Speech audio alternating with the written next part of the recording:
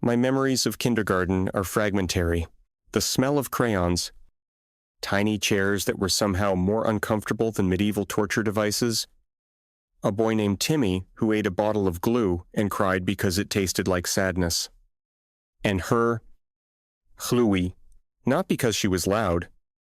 She was silent. Not because she was strong. She was tiny. Not because she smiled. She never did that.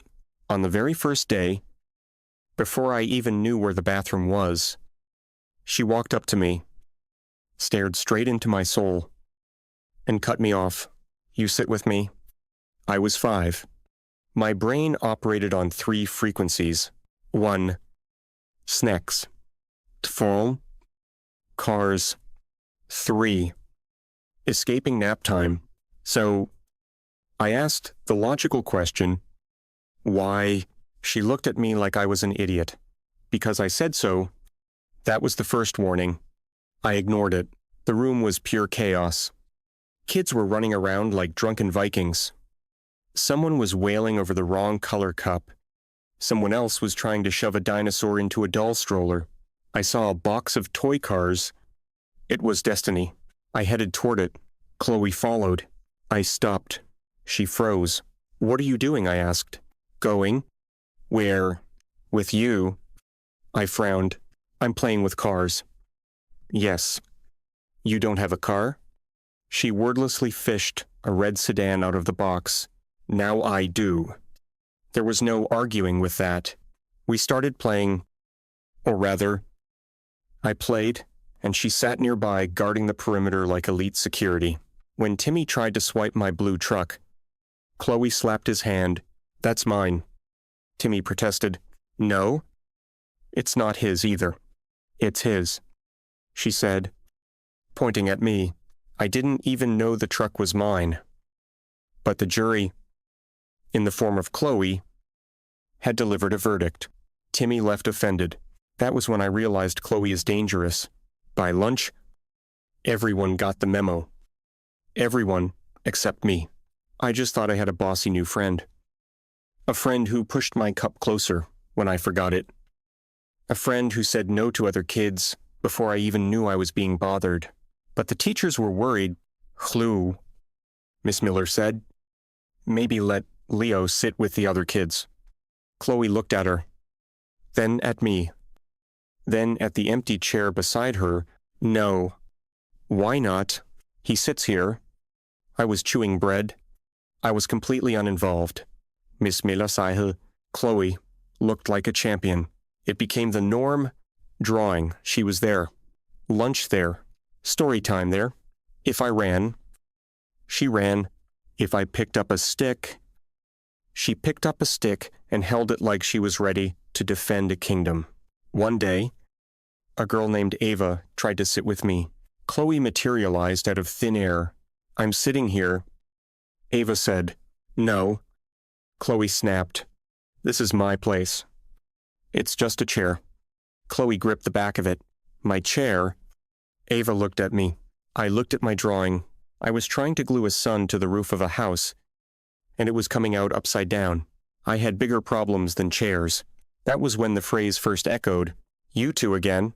At first, teachers said it with a smile, then with a warning, finally with resignation. You two again when we were together. You two again when Chloe argued over whether I wanted the last cookie. You two again when I fell, and Chloe lectured the pavement. Yes, the pavement. She pointed a finger at it and said, bad? I stopped crying because even at 5, I realized this was ridiculous. It didn't do it on purpose. I sniffled. It hurt you. She was strange. But when she took my hand, I forgot about the pavement. The nap time incident settled everything. I hated scheduled sleeping. Chloe, however, treated it like a special ops mission. She dragged her mat over to mine. Chloe, your spot is over there. The teacher said, no. He moves. What? He kicks his blanket. Chloe explained. He'll be cold. I'll watch him. The teacher made a note in her log. probably under the psychologist needed column, midway through the day. I woke up to Chloe pulling the blanket over me. "What are you doing?" I whispered. "You're cold." "No. I'm not. You have goosebumps." "Sleep." By the end of the month, our parents were in the loop. My mom came to pick me up, and Chloe was already standing there. Death, gripping my hand. "Oh." Mom said, "Hi. And who are you?" "Chloe. He doesn't eat his carrots. He throws them under the table." Mom slowly turned to me. I felt betrayed. "Chloe," he said, "you're not supposed to tell everything." She shrugged. "It's a fact." The day of official ownership happened in the sandbox. A kid in a green jacket walked up and poked my shovel. "I'm taking this." I clutched the plastic. "I'm using it." "Give it here." Chloe stood between us. She was smaller than him, but she had the electricity of a thunderstorm. "No? I wasn't asking you." He snapped. "You're asking me now?" The boy tried to go around her. Chloe shoved his arm away. The teacher ran over. But it was too late. The boy yelled, "He's not yours." Chloe turned around. She looked at me. I was sitting there with my shovel, not knowing where to hide. She took my hand, turned back to him, and said loudly, "Mine." The playground went silent. Miss Miller knelt down. "Chloe, people don't belong to each other. He's your friend." Chloe looked at me. Then back at her, "My friend." The boy left without the shovel. I went back to building my crooked castle. Chloe sat beside me, never letting go of my hand. "Am I your friend?" I whispered. "Yes." "Because I chose you." It made sense. At 5, choice is power. You choose crayons. Toys. Swings. Chloe chose me. Years later, people asked when she started following me. But that's the wrong word. Chloe didn't follow. She picked a direction, and that direction was me. School was supposed to be a breath of fresh air. A new life without Chloe. Yeah. Right. First day. First grade. I walked into the classroom and sat in a random spot in the middle. Safe. Neutral. Peace. And then, "You're late." I froze. Slowly turned my head. Chloe. The same calm gaze. The same energy of inevitability. How I stammered. "I got here earlier. You picked a bad chair. That one is better." "For what?" "For me." She just moved her bag and sat down next to me. "This is kidnapping." I said, "No. This is seat theft." Yes. At least she was honest. By the end of the month, everyone accepted it. There wasn't Chloe who sits nearby. There was the pair, Leo and Chloe. Always. Teachers stopped even trying to separate us. Work in pairs. Mrs. Green would say, "Except you two. You're already a pair." My friend started to suspect something. Ben whispered to me during math. "Bro. She's watching you." "No. She isn't. She just moved your pencil." I looked down. The pencil was indeed closer. It rolled. I lied. "Chloe, did you move it?" "Yes." "You were about to reach for it." I reduced the travel time. Ben looked at me with pity. "This isn't normal." I'm starting to catch on. It got worse. She knew my schedule better than I did. "You have PE now." "I know. You're going the wrong way." I checked. I really was going the wrong way. "How do you know all this?" I listened to the universe. Once I forgot my homework. Chloe just laid a sheet on my desk. "What's this?" "Your work." "This isn't my handwriting." "It's mine?" "But the thoughts are yours." "Mostly. It's an optimization." The breaking point happened at recess. Some older kids decided to be jerks. "Hey. Is that your mommy?" one laughed. Nodding at Chloe. I turned red. "No. She looks like she'd kill for you."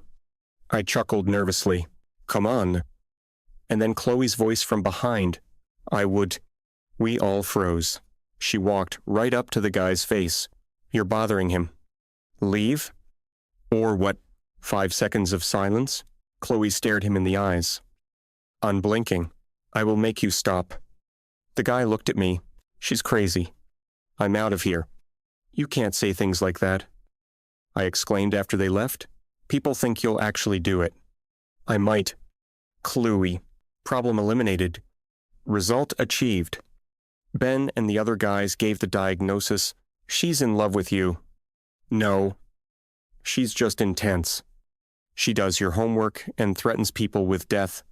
You're an idiot. Leo. I wasn't an idiot. I just didn't understand yet. Middle school. Chloe plus Leo equals fact. Teachers stopped separating us. New kids understood the deal in 5 minutes. Are you two together? No. Yes. We answered. At the same time, I turned to her.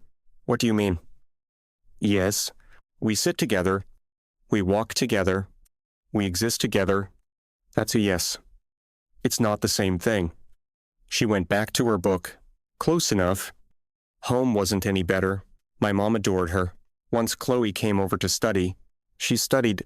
I sat nearby with a book for show. Mom walked in. Oh. Chloe. You again. Thea. Yes. Mom? What about me? I asked. You didn't finish your chores. Chloe did. She helped me with the dishes. Traitor? He muttered. Chloe nodded. Fact. One day after school, we were held back. You're always together. The teacher said, we're just desk mates. Istema? She looked at Chloe. You follow him like a shadow. Why? Chloe corrected her. I stay because I want to. Even my heart skipped a beat at that one. On the way home, I asked, why me? She was silent for 10 seconds. You're convenient. You're easy to be around. That's not very romantic. I didn't say it was romance. Good. Pause. Is it romance? I asked. She thought about it. Maybe. It means I don't want to leave. I was too stupid to understand the depth of those words. But in high school, everything shifted. She stopped chasing. She no longer blocked people or answered for me. She was just there. Quieter, stronger, more confident. And that was when it got truly dangerous. Because for the first time in my life, if she wasn't there, I noticed, where's Chloe in class? Is she late at lunch? Did she leave already after school? One day she got sick. I sat alone. Ben Schmierked. You've looked at the door 12 times. I wasn't counting. I was. You miss her? No. You're staring at her empty chair. The chair looked wrong. The world looked wrong. That evening, a text came. I'm not there today. I replied. I noticed. Did you eat? I smiled. Yes. I lied. Good. I'll be there tomorrow. I realized she wasn't following me anymore. She didn't need to because I had started looking for her myself, and that was the end of my independence. University was supposed to be a reset, a new city, new people. No one knows about the you two again thing. Freedom lasted exactly 19 minutes. I walked into the lecture hall with coffee and optimism, found a spot, and saw her, second row from the back, end seat, bag on the chair next to her, waiting. I froze. Chloe looked up, more mature. Her gaze was sharper. Hair tied back. You're late. No. 3 minutes later than your usual rhythm. I sat down because arguing standing up is a losing game. This isn't kindergarten. Chloe, you can't just save seats. I didn't save it. I reserved it. A guy named Ben sat near us. Yes. My friend Ben ended up at the same school. Hey. I'm Ben. Are you guys acquainted? Since kindergarten. Isahil. Childhood friends, he asked. Yes. I said. No. She said. What do you mean? No, I protested. Childhood friends is an incomplete definition. Chloe stated. Long-term attachment. Ben whispered to me. Bro. You brought a whole lower universe with you. I didn't bring anything. It followed me. By lunch, I was completely lost in the buildings. Chloe found me near the economics building. This isn't programming. She said, I know. Programming is in building C. This is F. F is close to C, alphabetically. No. Here, she handed me her phone. There was a map, color-coded schedule, routes, peak cafeteria times, notes like the coffee machine near the library lies. You made a survival system for me? For us. It was annoying. But it was such a relief, I almost hugged her. You know? I said. Normal people just send a screenshot of the timetable. Normal people get lost. You looked betrayed at the door of the economics department. University didn't make us invisible. On the contrary. Everyone now saw the mysterious girl who was always near this guy. Ben became my personal analyst. What's her deal? He asked in the cafeteria. She waits for you after every class. She brings you food. She told some girl yesterday. He doesn't eat olives. Don't give him that. Well, I really don't eat olives. That's not the point. Is she your girlfriend? No. You said that like a man lying to himself in real time. Suddenly, Chloe shouted across the hall, that sauce is spicy. Don't take it. I froze with the packet in my hand. Ben slowly turned to her. Then to me, bro. She has satellite coverage over you? She's just being helpful. She's in love with you. No. First party in October. Chloe didn't want to go. I didn't want to go. Ben forced us.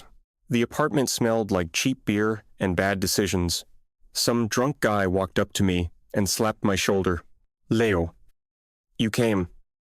And you brought your girlfriend. She isn't. Chloe cut him off. I'm leaving. The guy blocked her way. Come on. Stay a while. I stepped forward. She said she's leaving. Take your hand off. We walked out into the cold air. Are you okay? I asked. Yes. Did you leave because of me? I wanted you to be comfortable. She went quiet. A different kind of quiet. Deep. People usually want me to be easier. She said softly. Not me. You can be impossible, but you don't need fixing. She looked at me under the streetlight, not like the girl from the sandbox, like a woman, and it took my breath away. After night, everything changed. I started texting her first. Did you get back safe? Yes. You are seeking safety confirmation. Providing. I am home. I smiled. She was unbearable and perfect. It's embarrassing how long it takes for a man to realize the obvious. It starts with little things. I'd see a crooked sign on campus, and the first thing I'd think was, Chloe wouldn't like that. I started noticing everything. How she changed her hair. How she wore the gray hoodie instead of the black one. I started slowing my pace so she wouldn't fall behind. You're walking slower. She noticed. No. I'm not. Yes. You are adjusting for me. Maybe. Why? Because I want to. The phrase popped into my head, but I didn't say it. Ben was killing me. Notice her. For real. Note as Abby. She chose you thousands of years ago. If you feel something, don't hide behind jokes. That evening, it rained, cold and arrogant. I, of course, forgot an umbrella. I stood at the library, weighing my chances of pneumonia, and then, a canopy over my head. Chloe, the umbrella was tiny. Our shoulders touched. We both froze. Chloe. I said, why did you never stop? Because leaving would have been wrong. At first, it was a childhood whim, then a habit, and then, not a hobby. When middle school, I almost tripped.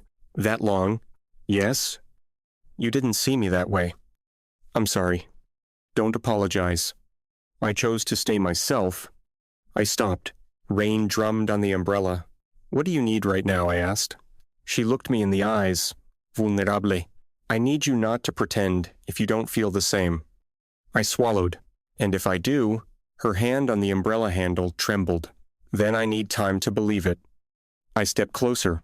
I'm starting to feel very strongly. Starting, she whispered. Yes? We walked on. Slowly, close. The whole world was out of focus except her. I started choosing her every day. I bought her tea, even though I drank coffee. I saved her a seat. I texted nonsense. And every time, she noticed. Onze? She fell asleep in the library. Head on her arms. I covered her with my jacket. She woke up. Are you leaving? She asked sleepily. No. Sleep. She closed her eyes. That trust destroyed me. I realized she believes in me. The final chord happened at the fork near the dorms. Ben had conveniently disappeared. Citing emotional weather, we stood in silence. Is this romance? Chloe asked, directly. No escape routes. Yes. Do you want it to be? Yes. She stepped closer, carefully, like approaching a wild animal. She touched my sleeve. Are you sure? Very. Her fingers tightened. You're very late. Leo. I've been here for years. I wanted you. It was said without drama. Just a fact. I know. I whispered. Do you want me now?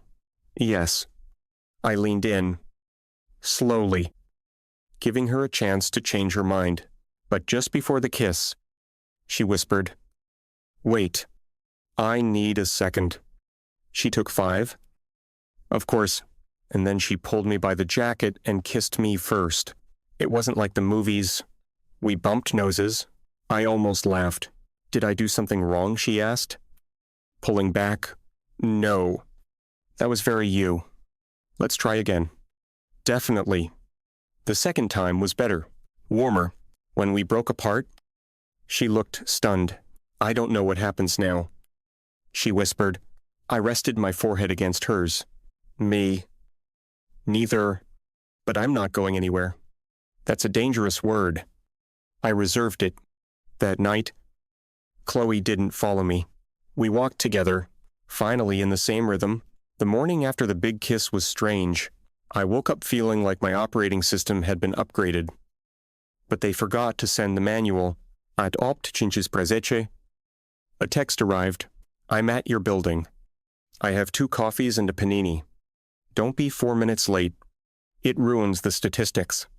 I smiled at the ceiling. Before, it would have been an intrusion.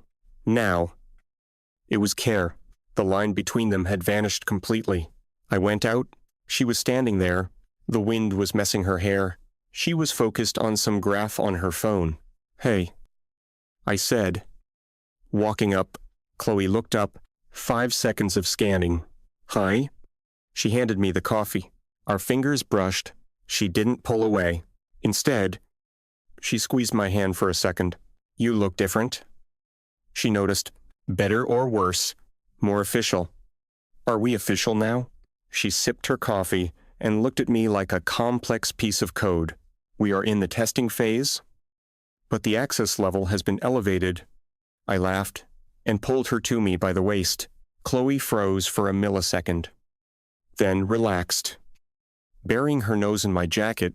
Testing phase. Huh, I whispered. Yes. Don't fail it. Ben was waiting in the lecture hall. He sat on a disc, swinging his legs, watching the entrance with the enthusiasm of a hyena. When we walked in, together, shoulder to shoulder, he nearly fell off. Oh. He drawled across the room. Look at this. Gravity officially broke. Get off the disc. Ben, Chloe snapped, sitting in our spot. No. Look at you. Ben jumped down and came over. Leo, you have the face of a man who finally learned how to read. Chlu. You're still the same, but slightly less like a Terminator. I heard that she said. You were meant to. This is a triumph. I'm buying everyone beer tonight. We're not going. I said, why not? We're in the testing phase. I winked at Chloe. Ben froze. Is that code for sex or for planning world domination? In Chloe's case, both. I quipped. That evening, Mom called. Hi. Honey. How are you? How's Chloe? Mom? We're dating. Silence. 5 seconds. Leo. Mom's voice was full of infinite patience. We've known since kindergarten. You're the only one who showed up late to the party. Even you. So. I already picked out your curtains.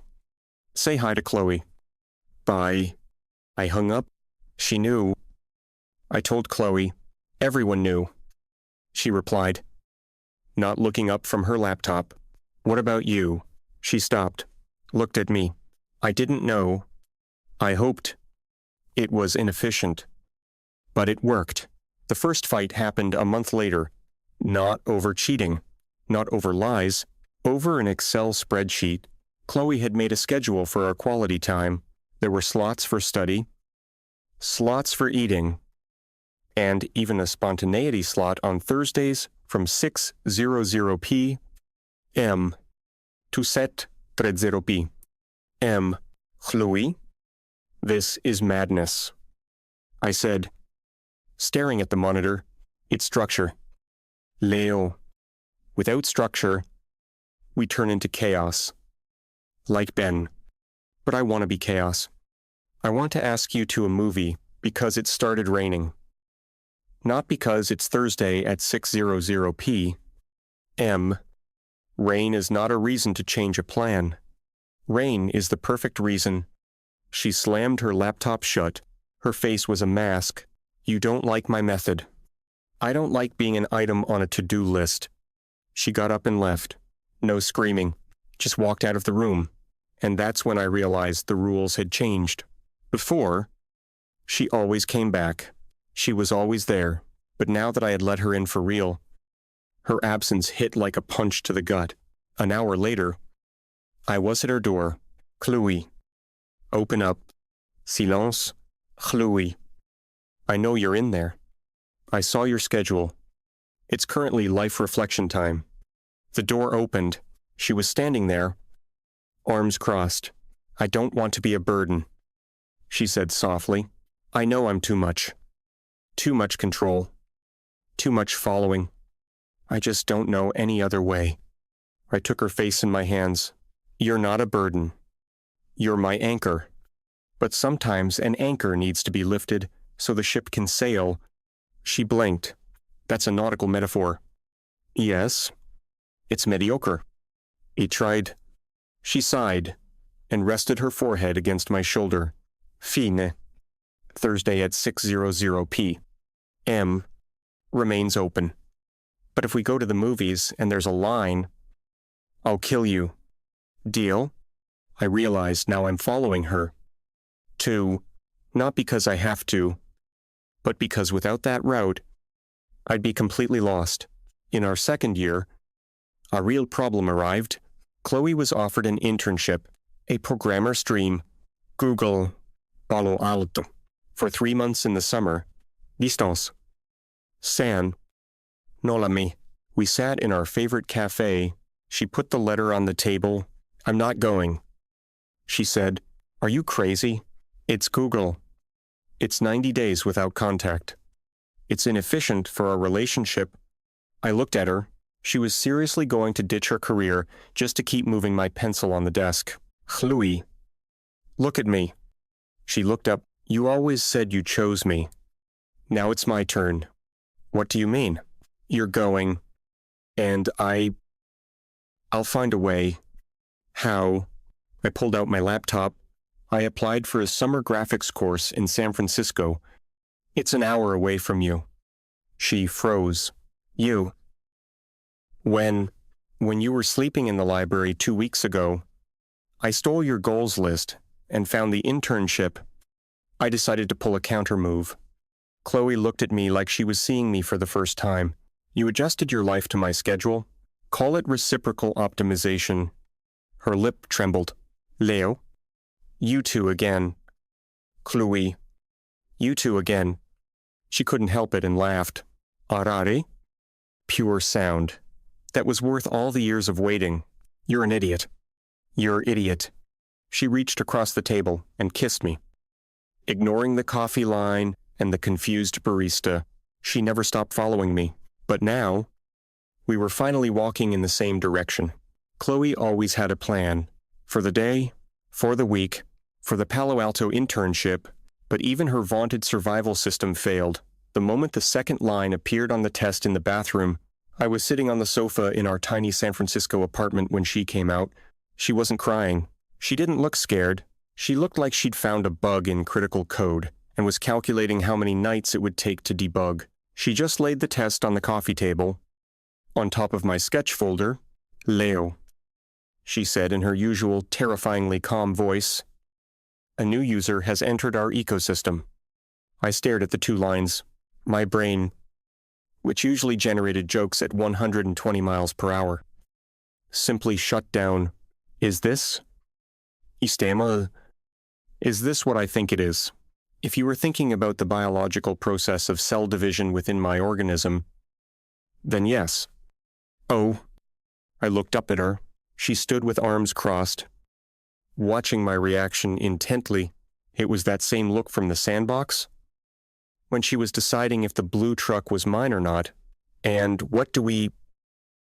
I began, I've already made a list of the highest-rated clinics.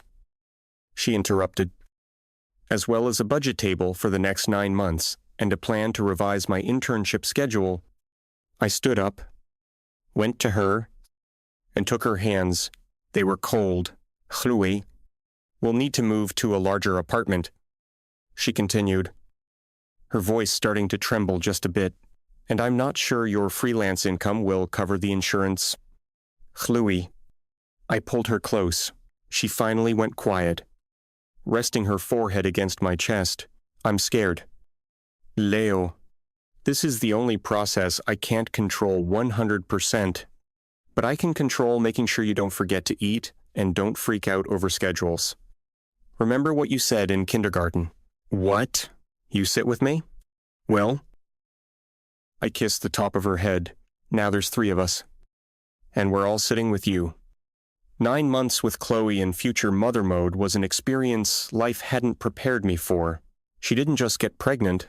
She turned pregnancy into a high-priority project. Leo, you brought the wrong avocado. What do you mean? It's soft? It lacks sufficient folic acid by external indicators, and it looks inefficient.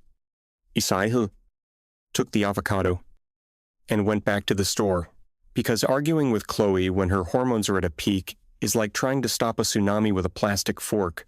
But the strangest thing was she started following me even more.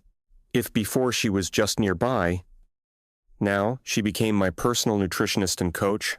Why are you drinking a second cup of coffee? She'd ask. Materializing behind me. I need to finish this drawing. It's bad for your sleep. If you don't sleep, you'll be a bad parent. A bad parent is a system error. Pour it out. I poured it out. Ben, when he found out, laughed so hard he was heard on the other side of campus. Bro, I thought she'd tamed you. But now she has a legal right to control your DNA. That's checkmate. Shut up. Ben, have you picked a name? If I suggest something illogical, she'll deport me.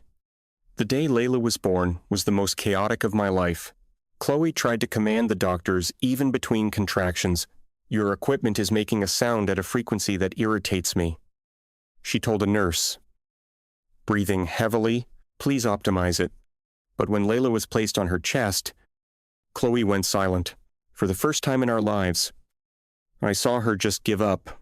No schedules, no tables, only tears she didn't even try to hide. 3 years later, we were back on a playground. I sat on a bench with coffee, and Chloe stood nearby watching Layla in the sandbox. Layla was the image of her mother, the same focused gaze, The same determined gait. A little boy walked up to Layla and reached for her bucket.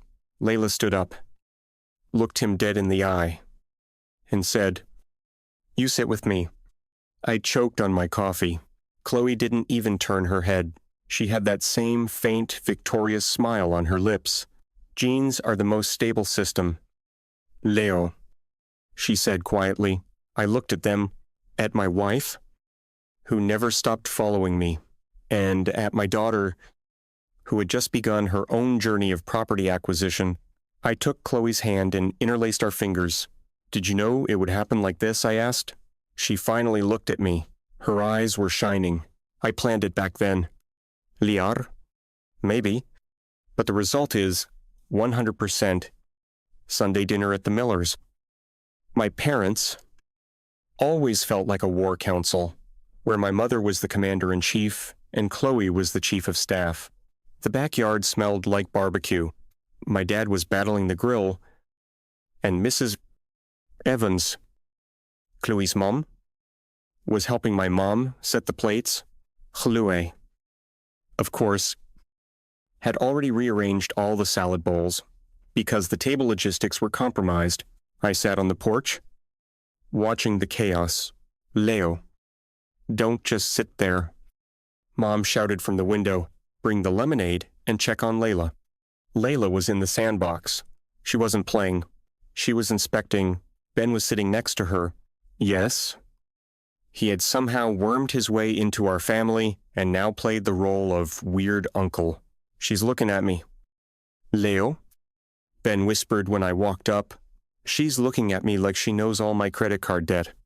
It's hereditary." I nodded sympathetically. We sat down at the table. My mom raised a glass to this beautiful chaos, and to the fact that some people finally realized the obvious. She looked pointedly at me. "Mom? Come on. How long is this going to go on?" I sighed. 6 years. "Leo." "Mrs. Evans exclaimed, "You resisted for 6 years after high school. Even though in 2019, when you went to prom, I already bought Chloe's dress for the wedding rehearsal. And my mom added, "I knew everything the day Chloe hit Timmy over your blue truck." Chloe calmly cut a piece of steak. "Timmy violated property rights," she stated. "I merely restored justice. You declared that Leo was yours?" My dad laughed, coming to the table with a tray of meat, and honestly, "Son, you never stood a chance. You were tagged." I looked at Chloe. She looked absolutely satisfied. "Did you really know everything?" I asked her quietly. "I knew you were the best option for long-term planning," she replied. "The rest was a matter of time, and your trainability." "Trainability," I snorted. "Are you calling our love a professional development course? A successful one?" She smiled faintly and laid her hand on mine. At that moment, Layla, who had been silently eating corn, suddenly stood up and pushed her plate toward the neighbor's son, who had come over to get a ball. "You eat this?" she told the 3-year-old, pointing at the broccoli. "I don't want to," he squeaked. Layla looked at him exactly like Chloe looks at Ben. "It's vitamins. Eat." Silence fell over the table. And then everyone burst out laughing. I pulled Chloe closer and kissed her temple. "You two again," I whispered. "No," Chloe replied, looking at our daughter. "Now there will be many more of them." I looked at my family, at the parents who knew everything, at the best friend who saw it all, and at the woman who chose me before I even knew how to tie my shoes. Maybe I was late to the party, but damn, it was the best party of my life.